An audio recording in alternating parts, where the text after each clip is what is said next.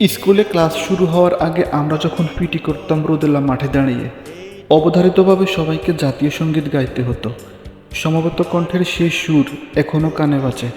সবাই গুনগুন করে কম বেশি সঠিক সুরে গাইলেও একটা ছেলে সবার সাথে শুধু বেহুদার ঠোঁট নাড়াচাড়া করত। ভাবভঙ্গি এমন যেন সে সবার থেকে ভালো গায়, কিন্তু তার জাতীয় সঙ্গীত গাইবার সময় খুব কৌশলে যে ঠোঁট নাড়াচাড়া করত, আমি ঠিকই ফলো করতাম।